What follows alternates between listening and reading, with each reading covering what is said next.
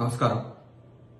గౌరవనీయులు తెలంగాణ రాష్ట్ర మాజీ ముఖ్యమంత్రి వర్యులు శ్రీ చంద్రశేఖరరావు గారి కుమార్తె సోదర సమానులు కవిత గారు ఈరోజు ప్రెస్ మీట్లో మాట్లాడుతుంటే చూశాను.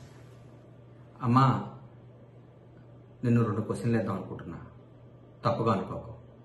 ఎందుకంటే అడగకపోతే నాకు ఎజిడిటీ వస్తుంది, అందుకని నేను అడుగుతున్నా. గత 10 సంవత్సరాలుగా గుర్తురాని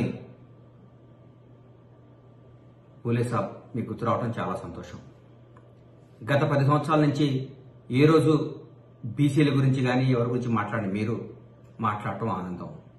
కానీ రేవంత్ రెడ్డి గారు పరిపాలన, తెలంగాణ రాష్ట్రం మొత్తం, తెలంగాణ ప్రజలు మొత్తం కాంగ్రెస్ పరిపాలన, రేవంత్ రెడ్డి గారి పరిపాలన మెచ్చుకుంటున్నారు. అది మీకు నచ్చదు, అది వాస్తవం. మీరు జాగృతి తల్లి, కానీ మమ్మల్ని జాగ్రత్తగా చూడండి తల్లి. అమ్మా, ఈరోజు ఒక కుటుంబం నుంచి ఇద్దరిద్దరు ఉన్నారు మా కాంగ్రెస్ పార్టీలో అని చెప్పారు. ఏమ్మా, గౌరవ నర్సిరెడ్డి గారు మంత్రి పదవిలో ఉండి ఎన్నో పదవులు అనుభవించి ఆయన ఓ ప్రభుత్వ కార్యక్రమంలో పాల్గొనడానికి పోతే ఆయన్ని, ఆయన కొడుకుల్ని అప్పటి నక్సలైట్లు దారుణంగా చంపేయడం జరిగింది. ఇన్ని రోజుల తర్వాత వాళ్ళ మనవరాలు పదవిలో రావటం తప్ప అమ్మా? వాళ్ళ కొడుకునే కదమ్మా మీరు మా పార్టీలో గెలిస్తే లాక్కొని మీరు ఎమ్మెల్యేగా పెట్టుకున్నారు. అది తప్పు కదా. శ్రీపాదరావు గారు, దుద్దిళ్ల శ్రీపాదరావు గారు స్పీకర్గా ఉన్నప్పుడు ఏదో కార్యక్రమంలో పాల్గొని వస్తుంటే నక్సలైట్స్ దారుణంగా చంపేశారు. తర్వాత నక్సల్స్ కూడా మేము తప్పు చేశామని చెప్పారు. తర్వాత వాళ్ళ కొడుకు రావటం తప్ప? అట్లయితే తెలంగాణ కోసం ఎంతో మంది పోరాడితే గాని మీరు, నాన్నగారు, మీ అన్నయ్య గారు, మీ బావగారు, మీ తమ్ముడు సంతోష్ గారు, వినోద్రావు గారు, ఆరావు గారు, ఇంకో రావు గారు, ఇంకేదేదో రావు గారు, ఇంతమంది మీరు ముఖ్యమైన పాత్రలని పోషించి మీరు తెలంగాణను మాత్రం తోసుకోవటం తప్పలేదా అమ్మా? న్యాయమత లేదు నీకు? కాంగ్రెస్ పార్టీని విమర్శించొద్దమ్మా నువ్వు. ఎందుకంటే కాంగ్రెస్ పార్టీ తెలంగాణకి ఎంతో చేస్తుంది, తెలంగాణ ఇచ్చింది.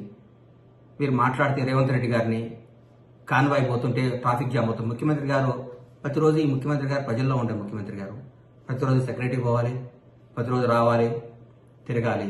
9 మంది అనమ్మా. ఎప్పుడన్నా ఒకసారి అమావాస్యకో పున్నానికో బయటకు వస్తే ముఖ్యమంత్రి గారు ఆయన ప్రగతి భవన్లో బయలుదేరక ముందు జేఆర్సీ ఫంక్షన్ హాల్కో ఎక్కడికో వస్తుంటే అక్కడి నుంచి ఇక్కడ దాకా రోడ్డు ఆపేసేవారు. అంటే మీరు బయటికి రారు, బయటకు వస్తే ముఖ్యమంత్రి గారిని తిరగొద్దు అంటున్నారు. ఏం చేయమంటారమ్మా? ఎట్లా చేద్దాం చెప్పండి. మీరు మంచి సలహాలు ఇవ్వండి ముఖ్యమంత్రి గారికి. రేవంత్ రెడ్డి గారు మీరు బయటికి రావద్దు, రేవంత్ రెడ్డి గారు మీరు ప్రజాపాలన చేయొద్దు, రేవంత్ రెడ్డి గారు మీరు జనాన్ని కలవద్దు, రేవంత్ రెడ్డి గారు మీరు బయటకు వస్తే పబ్లిక్ ఇబ్బంది అవుతుందని చెప్పండి.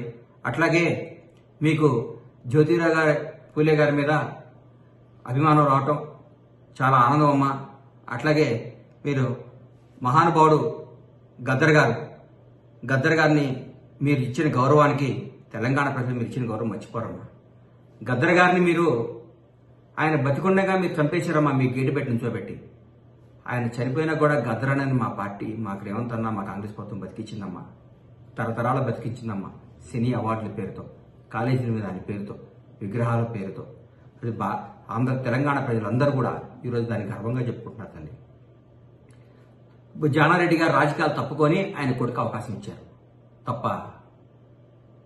మీరు ముఖ్యమంత్రిగా ఉన్నట్టుగానే మీరు అన్ని పదవులు అనుభవించి శాసించి ప్రతి ఒక్క మంత్రిని డమ్మీ చేసి అప్పటి హోంమంత్రి మహమూద్ అలీ గారు చెప్తే కానిస్టేబుల్ ట్రాన్స్ఫర్ కూడా కానీ మీరు చేయించండి. మీరు రాష్ట్రాన్ని మీ కబంధాస్తాల్లో పెట్టుకొని రాష్ట్రాన్ని శాసించి, రాష్ట్రాన్ని దోచుకొని, రాష్ట్రాన్ని సర్వనాశనం చేసి 7 లక్షల కోట్ల అప్పులు చేసిన మీరు, కొన్ని వేల ఎకరాల భూమిని బకాసురులాగా మింగేసిన మీరు,